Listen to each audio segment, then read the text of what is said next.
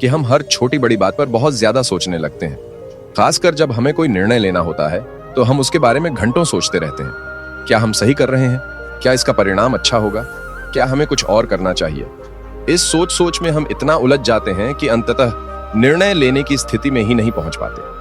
कभी कभी हम अपनी छोटी सी समस्या पर इतना सोचते हैं कि वह हमारे दिमाग में पहाड़ जैसी बन जाती है। यह स्थिति हमें मानसिक तनाव और बेचैनी में डाल देती है। हम ये भूल जाते हैं कि सोचने का मतलब हमेशा समाधान तक पहुंचना नहीं होता, बल्कि कभी कभी ज्यादा सोचने से हम खुद को और ज्यादा परेशान कर लेते हैं। इस सोचने की आदत को हम अक्सर साइकोलॉजिकल रुमिनेशन कहते हैं, जो एक मानसिक बीमारी बन सकती है। ज्यादा सोचना हमें जिंदगी के सरल पहलुओं से भी दूर कर देता है और हम अपने लक्ष्य से भटक जाते हैं। अगर हमें सही निर्णय लेना है तो हमें कभी कभी ज्यादा सोचने से बचना होगा। यह कहानी उसी पर आधारित है कि कैसे ज्यादा सोचने की आदत एक बीमारी बन जाती है और इससे कैसे निजात पाई जा सकती है। विवेक एक साधारण लड़का था जो हमेशा अपनी जिंदगी में हर छोटे फैसले पर बहुत ज्यादा सोचता था।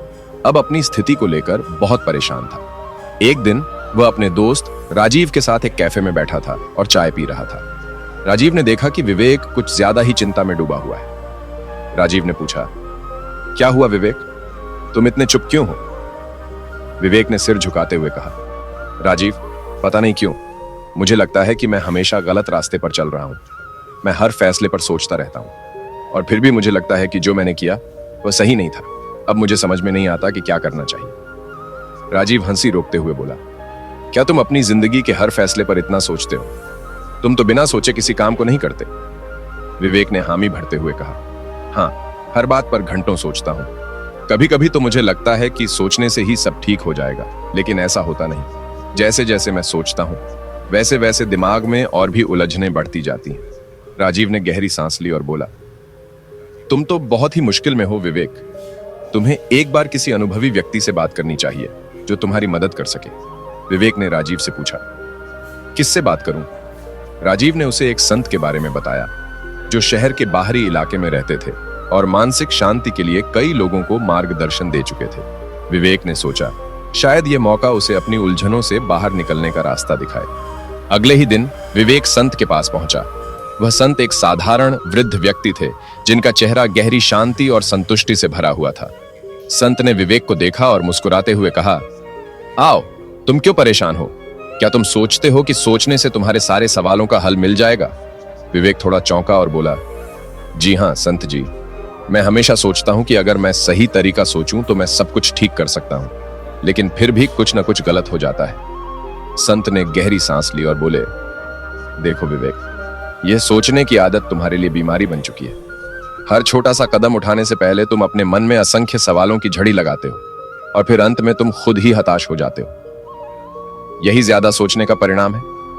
तुम्हारा दिमाग इतना उलझ चुका है कि वह कुछ भी स्पष्ट रूप से देख ही नहीं पा रहा। विवेक को संत की बातें समझने में थोड़ी देर लगी, लेकिन संत ने आगे कहा, तुम्हें अपनी सोच की आदत बदलनी होगी।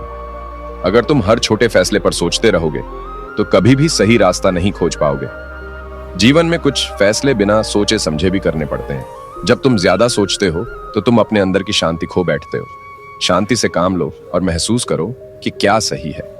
विवेक ने सवाल किया, लेकिन अगर मैं बिना सोचे कुछ गलत कर बैठा तो? संत हंसते हुए बोले, गलतियां सभी से होती हैं विवेक, लेकिन सोचने से पहले जीने की कला समझो। हर दिन को अनुभव करने दो। तुम्हें खुद पर भरोसा रखना होगा। तुम जानोगे कि क्या सही है और क्या गलत। बस इसके लिए तुम्हें खुद को खुला छोड़ना होगा। विवेक ने संत की बातों को ध्यान से सुना और तय किया कि वह एक नई शुरुआत करेगा। संत ने उसे यह सलाह दी कि वह कुछ दिन के लिए अपनी निर्णय लेने की प्रक्रिया को बदलने की कोशिश करे।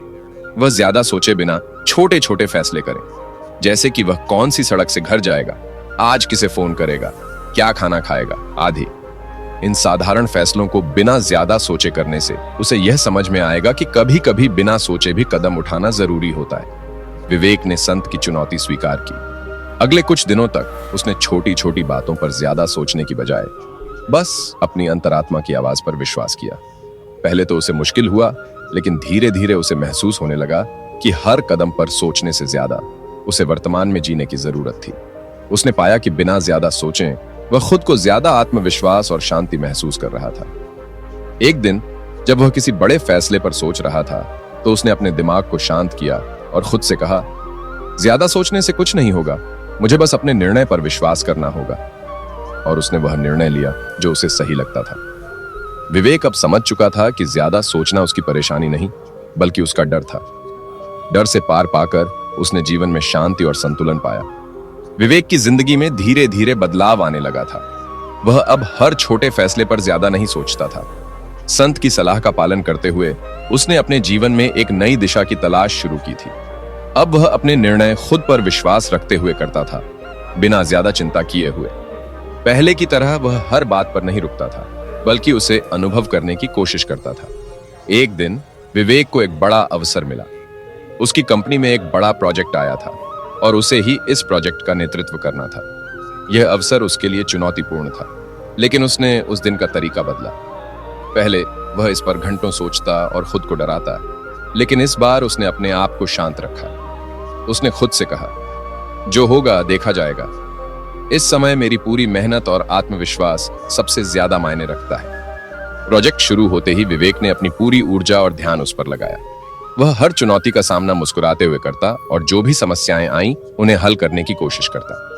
पहले जैसे वह हर छोटी समस्या पर घंटों सोचकर खुद को परेशान नहीं करता था। अब वह परिस्थितियों के अनुसार जल्दी फैसले लेता और उन्हें लागू करता। उसका आत्मविश्वास दिन ब दिन बढ़ता गया।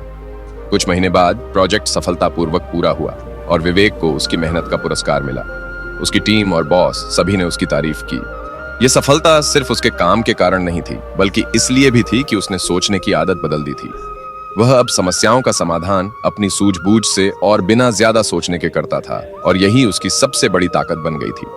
विवेक ने अपने जीवन से एक बहुत बड़ी बात सीखी कि ज्यादा सोचने से नहीं, बल्कि सही समय पर सही कदम उठाने से जीवन में सफलता मिलती है। अब वह जान चुका था कि बहुत सोचने की बजाय कुछ फैसले बिना सोचे लेना उसे सही दिशा में लेकर जाता है। विवेक अब संत के पास गया और उनसे कहा, संत जी, आपने जो कहा था वह सच निकला। मैंने अपनी सोच को कम किया और अब मेरी जिंदगी में शांति और संतुलन है।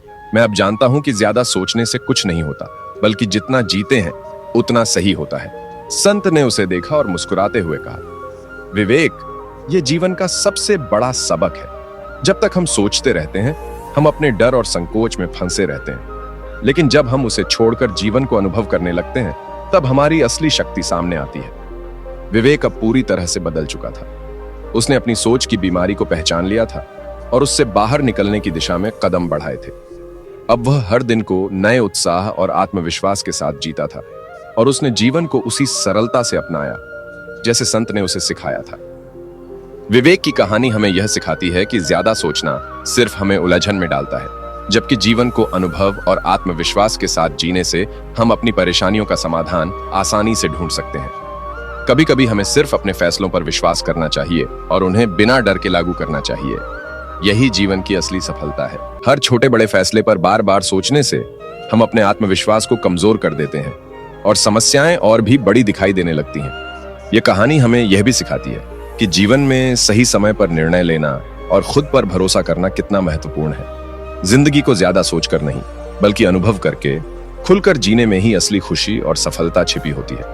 अगर हम हर कदम पर रुकेंगे और सोचेंगे तो आगे कैसे बढ़ेंगे। इसलिए अगली बार जब आप किसी फैसले पर रुकें तो खुद से कहें, ज्यादा सोचना एक बीमारी है। जो सही लगे उस पर विश्वास करो और आगे बढ़ो।